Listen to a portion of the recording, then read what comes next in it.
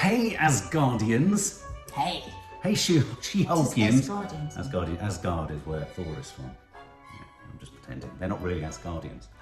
No. But you're a bit of a You know, the She-Hulk reminds me of you. Oh, charming. No, I mean, not in terms of pallor or colour. Well, actually, I would be charmed to be called the She-Hulk. She's a hard-working, career-driven, loyal friend who can beat the shit out of anyone that wants to fuck with her down any alleyway. She is my kind of woman. And I want to be. If I remind you of the She-Hulk, yeah. Yes. Yeah, no, you do. I think you could deal with people quite well. We're going to quickly move through episode 3. We didn't get a chance to review episode 3, and we're going to do episode 4 too. Episode 5 lands later today. But episode 3 was the show in which essentially Blonsky, who is Tim Roth, he'd escaped. Do you remember at the end of episode? Yes, which was really good. 2. I loved that. It was really playful, and it was a really good ending. And then here we are. They've got him back. Yeah, but he's kind of talking about the fact that it wasn't really his fault. He was told to kind of shapeshift and save the world, essentially, wasn't he? And I didn't believe him. I thought he was bullshitting. But I did. I love all of his kind of pseudo-mindful kind of I've spiritually got my zone now. Yeah, because he is like so many people in the world that have taken on that guise, you know, of the mindful. What is it we call them? Vandals in sandals. Exactly. So like, man, Mr. Zen man, but they'll have your grandmother's silver. But, so I think he does a really good job of like disorientating us. Is he actually a changed man? But also, it's all about that whole thing about him being sent to prison. Rehabilitation. He's a living manifestation of rehabilitation. Or the manipulation of rehabilitation. He knows all the boxes he's got ticked. We never know. Is he secretly a psychopath still? So they basically have a sort of court case to decide whether he can be released. And in order to kind of convince the panel, we discover that Wong, Doctor Strange's assistant, basically asked Tim Roth to need to go and help him. So basically they bring Wong in as a kind of witness to And I love when he arrives in that ring of fire. Oh, that is Doctor Strange's ring of fire. I love that. Ring of fire has a different sort of meaning, doesn't it? Yeah, if you've ever given birth vaginally, you'll know what I mean. Or if you've ever had a very strong vindaloo, you'll also know what we mean. I'll beat you with vaginal birth. Vagina birth?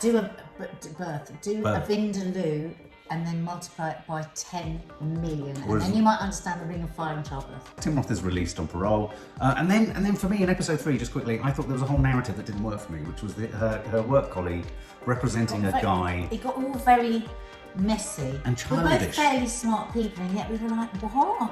It wasn't explained very well. Do you know what I think actually happened here? Because the nature of the story was that basically a client came who's been defrauded by someone, an elf, an Asgardian, a naughty elf. Can I just ask one question? That guy, he the guy, the client? Was he the original client in the very first episode in the episode where she was she representing him when she burst into being a Hulk? Because it felt like we were supposed to know who he was. Yeah, a former colleague.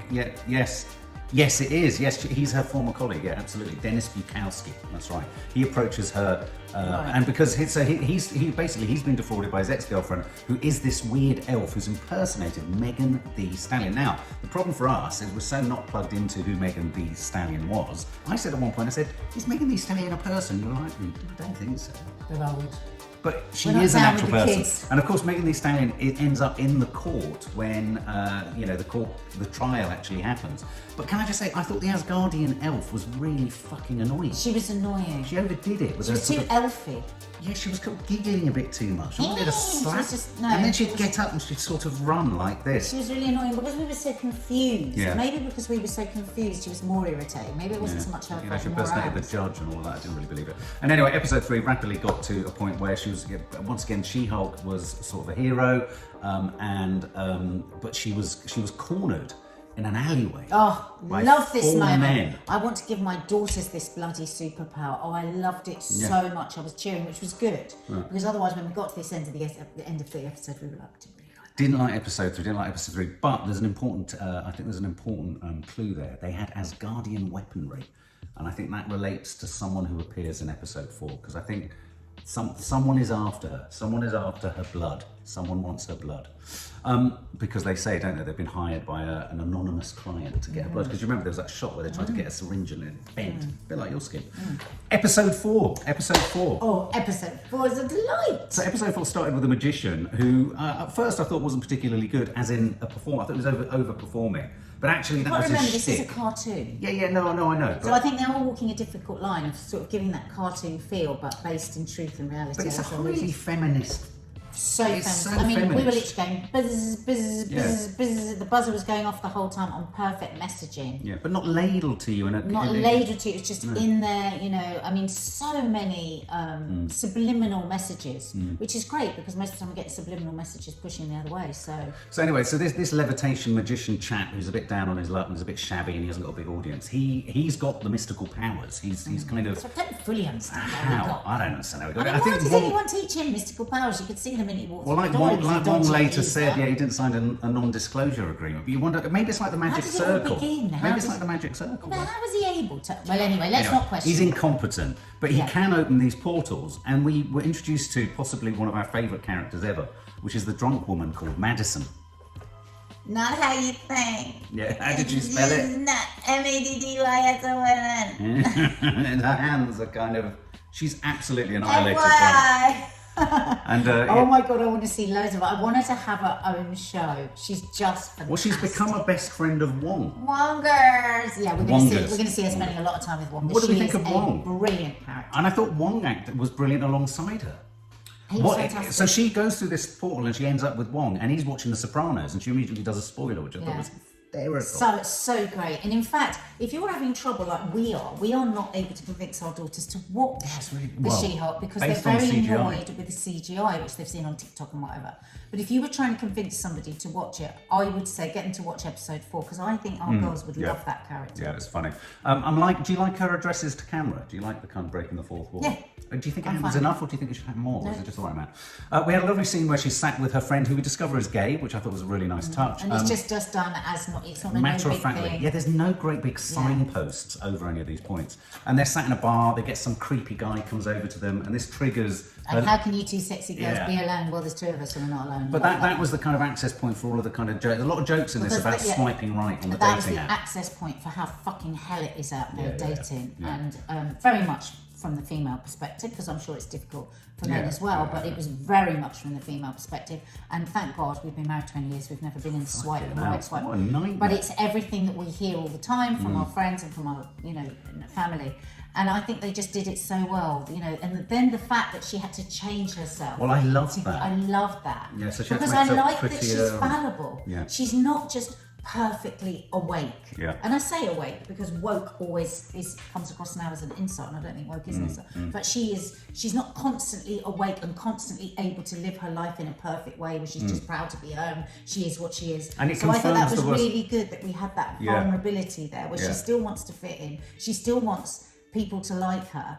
And she seems to get all her dreams come true with the guy at the end, and then say brilliant. Well, I'd like to give a shout out to Del Boy, who is one of our followers, who left a message under the first review saying, wait, because it becomes much more about how her physicality. You left that message. Her physicality becomes a problem, and I imagine she's going to start to get really tired of it, because I thought there was a wonderful. So you had these. Can I just finish? What I loved so much was she has this great, wild, sexy night because she's changed herself, and then the next morning they play it out just like that awful morning after the night before, one night stand when you've tried to be something that you're not and it can't be maintained. And I thought, again, that was such good messaging. Yeah, I was getting to that. I was just going through, she kind of had all those other dates, didn't she, prior to that? The classic kind of soulless experience of men just banging on about themselves.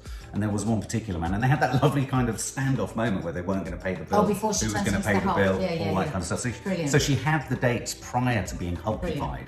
And she couldn't get anywhere. And you're right, that morning after moment was even more than that. It was the way in which men, just the morning after they've had what they've had, they don't want to see what they want to see. They don't want to see the woman. Because halfway through the day, I start to think, oh no, he keeps saying, tell me about you. He's learned this. He's not real. He doesn't really want to know about you. It's all that. But a nice visual reversal where at the end of her successful date night, she carries him out of the room. Well, that was good, but then the next morning. Yeah, but it's nice. She's fine. She's a She-Hulk. But there was a wonderful moment where she was interrupted because, of course, way over in town, shit magician who now, you know, Wong is bringing a lawsuit against because he shouldn't be using the mystic arts. In the middle of her date with this nicer chap who she feels has seen her for who she is, she's called out by Wong with a portal, isn't she? And she's sort of dragged off. And again, I like the way they did that classic thing that you get in dramas where, you know, a love scene's about to happen and someone's called away, but she's called away by Wong. I know, goes off and saves the world And has to get rid of a bunch of sticky back. demons, really horrible demons, weren't they? You didn't like them, they were like gremlins. I thought they were riffing on gremlins because they were in a theatre. They were so like gremlins. Yeah, and I like what do you think of the sort of slightly closed narrative of each episode? So you kind of get a case per episode. I think that kind of works quite well. I really like it. Yeah, I thought that worked really well. But then there's Madison's greatest moment is probably when she's in the courtroom. She's called as a witness into the courtroom, and you said, interestingly, I mean, as a piece of acting or a monologue or a kind of rehearsal piece. If I was a young actress now, I would be using that as a monologue because. Yeah. Wow, she was utterly brilliant. She's sort of, you know, ditzy. Comedy, timing. Gen Z. She was proper drunk. She was like, but oh no, she was fantastic. She didn't overdo it. She didn't become unpleasant. But when they asked her what was your emotional state, well, first I was fine. And then I was happy. Then I was dramatic. And then I wasn't. FYI. Yeah. So she's an absolute treat, and she drives it along. And still, the actress playing She-Hulk is effortless. I mean, she's carrying it. She's so good. Effortlessly. And then we have stick to the end, wind through to the kind of post credits because you get more of Madison the drunk. Sat with Wong talking about their favourite cocktails and drinks. Oh God, it's so funny. It's very funny. I don't know that there is a bottomless gin and tonic, but we're gonna find it. So funny. So I would say, don't be put off by episode 3. Yeah. Get to episode 4. Get to episode 4, bloody great. For more film and family fun, don't forget to click the subscribe button and make sure to click the bell to never miss an update.